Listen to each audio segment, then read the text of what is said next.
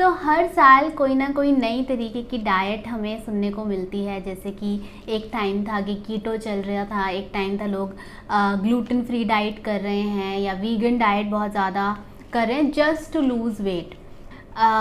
Last year of 2020 and 2021 is the year of intermittent fasting.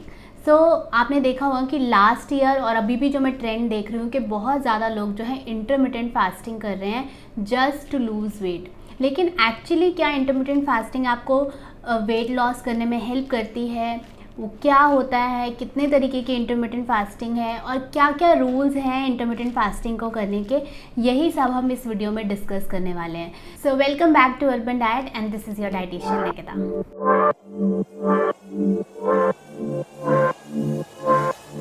Fasting हम लोगों के लिए कोई नई चीज़ नहीं है। हमारे हिंदुज़म में, इवन इस्लाम में और काफ़ी रिलीजन्स में जो है फास्टिंग को प्रमोट किया जाता है। हमारे काफ़ी ऐसे फेस्टिवल्स हैं जहाँ पे हम फास्टिंग करते हैं। और बेसिक अगर मैं फास्टिंग को डिफ़ाइन करूँ या इंटरमिटेंट फास्टिंग को डिफ़ाइन करूँ, उसका मतलब है कि जहाँ आप कुछ टाइम के लिए खाना खा रहे हो और कुछ टाइम अपनी बॉडी को आप खाने को नहीं दे रहे हो, मतलब टोटल फास्टिंग मोड पर हो। इसका बेसिक पर्पस क्या है कि हम अपनी बॉडी को सिस्टमैटिकली स्टार्व कर रहे हैं ताकि आपकी बॉडी जो है फैट बर्निंग मोड पे चली जाए, जो कि आपका एक्स्ट्रा फैट है या ग्लाइकोजन स्टोर है, वहाँ से वो अपनी एनर्जी डिराइव करे, जिसकी वजह से आपकी बॉडी को प्रॉपर एनर्जी मिले अपना सारे काम करने के लिए। जब हम इंटरमिटेंट फास्टिंग की बात करते हैं तो ये कैसे वर्क करता है? जब भी हम हम सबको पता है कि जब भी हम कुछ खाते हैं तो हमारी बॉडी में जो है अल्टीमेट जो रिज़ल्ट है वो ग्लूकोज में कन्वर्ट होता है और वो ग्लूकोज से जो है हमारी बॉडी जो है एनर्जी डिराइव करती है। लेकिन जब हम फास्टिंग मोड पे होते हैं तो हमारी बॉडी जो है उस ग्लूकोज को, जो कि एज अ ग्लाइकोजन, जो एक्स्ट्रा ग्लूकोज आप खा रहे थे या जो बच जाता है, वो एज अ ग्लाइकोजन आपके लीवर में स्टोर हो जाता है या एज अ फैट आपके एडिपोज टिश्यू में आपके एडिपोज टिश्यू में डिपॉजिट हो जाता है। जब हम अपनी बॉडी को स्टार्व करते हैं तो यही जो आपका ग्लाइकोजन है वो ग्लूकोज में कन्वर्ट होता है, फिर आपकी बॉडी उसे as a energy source use करती है, या जो आपका फैट जो है जो एडिपोज टिश्यू में स्टोर था कि वो जो है आपका फैटी एसिड में कन्वर्ट होता है, जहाँ से आपकी बॉडी फिर वो लीवर में जाके कीटोन्स में कन्वर्ट होता है, जिससे आपकी बॉडी फिर से एनर्जी डिराइव करती है। ये दो तरीके हैं जिससे आपकी बॉडी जो है फैट बर्निंग मोड पे चली जाती है, जहाँ से आपका फैट बर्न हो रहा है और एक्स्ट्रा ग्लाइकोजन बर्न हो रहा है। ये दिस इज़ द बेसिक फंडा कि इंटरमिटेंट फास्टिंग किस तरीके से वर्क करती है।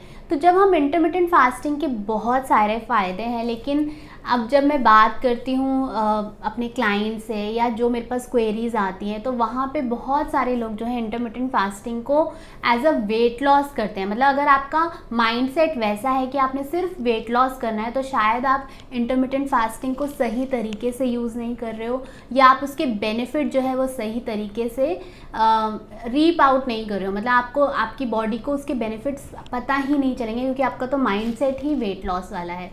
हमें डेफिनेटली इसको एक पॉजिटिव वे में, एक अच्छे तरीके से देखने की ज़रूरत है। किसी भी डाइट को प्लीज़ ब्लाइंडली फॉलो ना करें जस्ट टू लूज़ वेट। जब हम बेनिफिट्स की बात करते हैं फास्टिंग के तो बहुत सारे हैं, जैसे कि आपकी ब्रेन हेल्थ और ब्रेन फंक्शनिंग को हेल्प करता है, आपके गट हेल्थ के लिए बहुत अच्छा है, आपके इंसुलिन रेजिस्टेंस को कम करता है, आपका ऑक्सीडेटिव स्ट्रेस और इन्फ्लेमेशन कम करता है।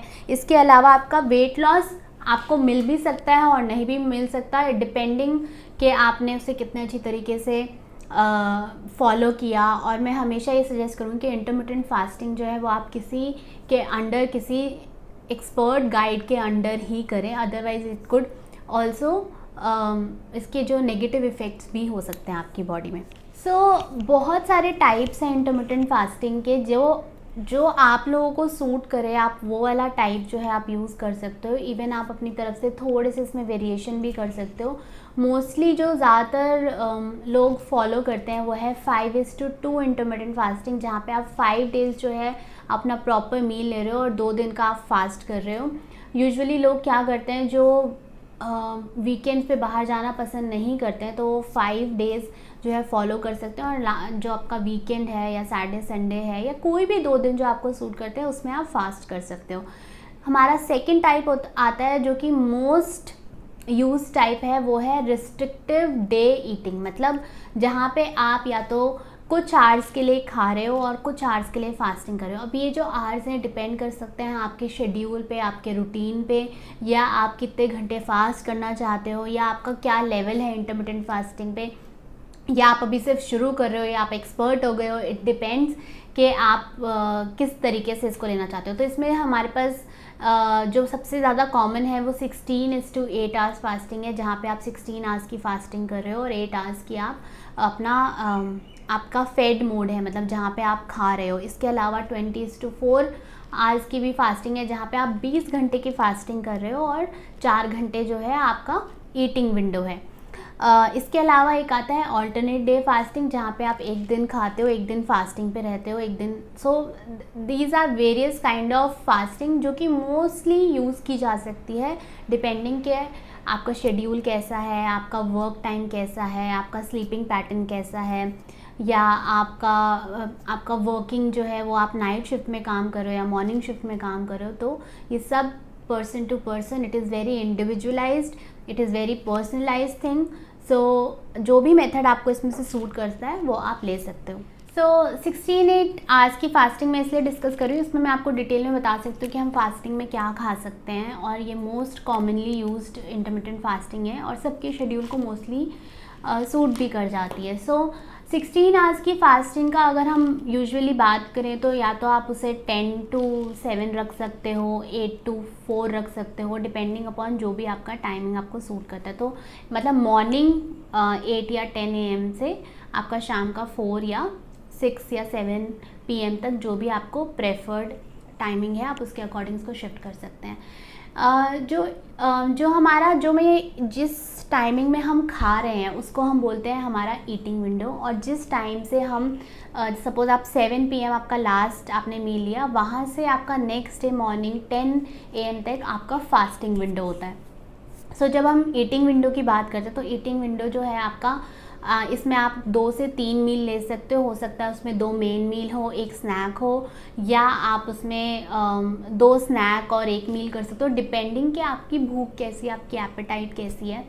इसमें आपने प्रॉपर खाना खाना है, तो मतलब ऐसा नहीं हो कि आप ये सोच रहे हो कि मैं ऑलरेडी इतने घंटे की फास्टिंग कर रहा हूँ तो मैं जंक फूड खा सकता हूँ। तो अगर आप ऐसा करने वाले हो तो जो भी फास्टिंग की बेनिफिट्स है, स्पेशली जब हम आपकी गट हेल्थ की बात करते हैं, तो जब हम फास्टिंग मोड पे होते हैं तो हमारे गट में एक बैक्टीरिया मल्टीप्लाई करता है जिसको कहते हैं एक्रोमेंशिया, जो कि आपकी गट लाइनिंग को हेल्प करता है स्ट्रॉन्ग बनने में, और it is a very very useful benefit है जो हमारे लिए जो इंटरमिटेंट फास्टिंग का है। और अगर आप उसके बीच में डाइट कोक ले रहे हो या आप जंक फूड खा रहे हो जस्ट बिकॉज कि आप जो है फास्टिंग कर रहे हो, तो ये सब मैनेज होने वाला है। तो बेसिकली आप जो इंटरमिटेंट फास्टिंग के जो यूज़फुल चीज़ें हैं वो आप उसको निगलेक्ट कर रहे हो या आप उसको मतलब निगेट कर रहे हो।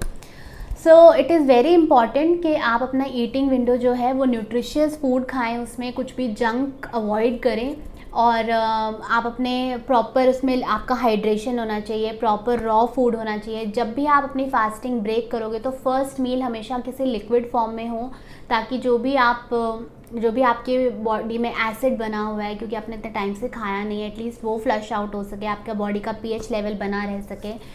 इसके बाद जो है आपने कोई भी हैवी मील नहीं लेना, तो इजीली डाइजेस्टेबल मील जैसे कि खिचड़ी हो गया, दलिया हो गया, दाल राइस हो गया, या सिंपल कोई रोटी सब्ज़ी हो गई, इस तरीके की चीज़ ले सकते हो। बीच में आप एक फ्रूट ले सकते हो, सैलड ले सकते हो, सैलड में आप थोड़े से नट्स एंड सीड्स स्प्रिंकल कर सकते हो ताकि आपके गट बैक्टीरिया जो इतना अच्छे से मल्टीप्लाई हो रहा है उसको अच्छा फाइबर मिले, अच्छा गुड फैट मिले। इसके अलावा जब हम लास्ट मील की बात करते हैं, जो सपोज़ आपने फास्टिंग जो आपका लास्ट मील होगा, जस्ट आप फास्टिंग शुरू करने वाले हो, उसमें बहुत ज़रूरी है कि आप उसे प्रॉपर मील लें, जैसे कि उसमें कार्ब्स प्रॉपर हो, प्रोटीन प्रॉपर हो, आपका गुड फैट हो, ताकि जब आप फास्टिंग मोड पे रहने वाले हो तो आपकी बॉडी जो है आप उसमें लो एनर्जी फील ना करो, आपको एटलीस्ट फास्टिंग का जो टाइम है वो आप अच्छे से निकाल सको। ठीक है, उसमें ऐसा नहीं होना चाहिए कि आपको बहुत लो एनर्जी फील हो रहा है क्योंकि आपने तो कुछ खाया ही नहीं था, या नींद नहीं आई प्रॉपरली क्योंकि आपने इतनी जल्दी खाया और खाना जो है वो बहुत न्यूट्रिशियस नहीं था या फिलिंग नहीं था। So it is very important कि जो आपका लास्ट मील है वो बहुत न्यूट्रिशियस हो, कंप्लीट मील हो। और जब हम फास्टिंग विंडो की बात करते हैं जहाँ पे अपने फास्ट रखना होता है, तो लोग उसमें टी लेते हैं, कॉफ़ी लेते हैं, क्योंकि इंटरमिटेंट फास्टिंग के कोई ऐसे स्पेसिफिक रूल्स नहीं हैं, आप उसमें इतना कोई डिफ़ाइंड रूल्स नहीं है, लेकिन जो मैं जनरली प्रैक्टिस करती हूँ मैं आपसे वो डिस्कस कर रही हूँ। सो 2 लोग टी कॉफ़ी लेते हैं, लेकिन मुझे ऐसा लगता है कि इसको लेने का फिर कोई फ़ायदा नहीं है, इंटरमिटेंट फास्टिंग का कोई फ़ायदा नहीं है, क्योंकि अगर आप टी कॉफ़ी ले रहे हो तो आप अल्टीमेटली अपने लीवर को काम करने के लिए कुछ दे रहे हो, है ना। तो हमने क्या करना है, अपनी बॉडी को रिपेयर मोड पे रखना है, हमने उसे अपने पूरे जो इतना काम करती है उसको थोड़ा रेस्टिंग मोड पे रखना है। तो प्लीज़ उस टाइम पे आप प्रेफर करो कि टी कॉफ़ी ना लो, और ऑब्वियसली फास्टिंग पे हो और टी कॉफ़ी का इंटेक रखते हो तो फिर ऑब्वियसली आपको डिहाइड्रेशन होगा, आपको एसिडिटी होगी और हेडेक होगा। इसलिए मैं ये ज़रूर सजेस्ट करूँगी कि आप फास्टिंग मोड पे टी कॉफ़ी ना लें। इसकी बजाय आप जो है कोकोनट वाटर ले सकते हो, लेमन वाटर ले सकते हो अगर आपको लो ऑन एनर्जी फील होता है।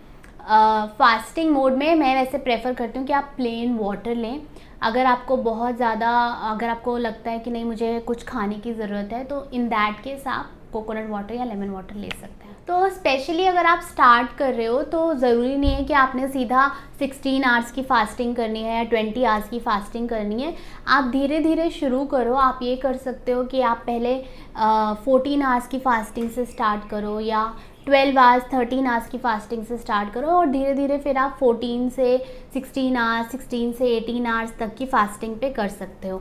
ऑब्वियसली पहले जो फर्स्ट 2 डेज़ होते हैं वो थोड़े डिफ़िकल्ट होते हैं क्योंकि हमें आदत नहीं होती, लेकिन अगर आप वो 2 दिन के बाद आप अपनी बॉडी में चेंज देखोगे, 15 डेज़ के बाद अपनी बॉडी में चेंज देखोगे, आपकी स्किन, आपकी हेल्थ, आपकी एनर्जी लेवल, आपकी गट हेल्थ आपको बहुत बेटर दिखेगी। तो definitely intermittent fasting is something that you can try, but I would again suggest कि वो आप किसी एक्सपर्ट के अंडर ही करें ताकि आपकी न्यूट्रिशनल रिक्वायरमेंट है वो भी फुलफ़िल हो सके। इट इज़ सजेस्टेड दैट अगर आप बच्चे हैं या टीनेजर हैं, प्रेग्नेंट वुमेन हैं, आपको कोई हेल्थ कंडीशन है, टाइप 1 डायबिटीज़ है, तो प्लीज़ आप इंटरमिटेंट फास्टिंग ना करें। आई होप आपको ये वीडियो यूज़फुल लगी होगी। अगर आपकी कोई भी क्वेश्चन है रिगार्डिंग इंटरमिटेंट फास्टिंग, आप हमारे कमेंट सेक्शन में कमेंट कर सकते हैं। I will surely reply. So do share our videos, like and subscribe our channel. Thank you. Bye bye.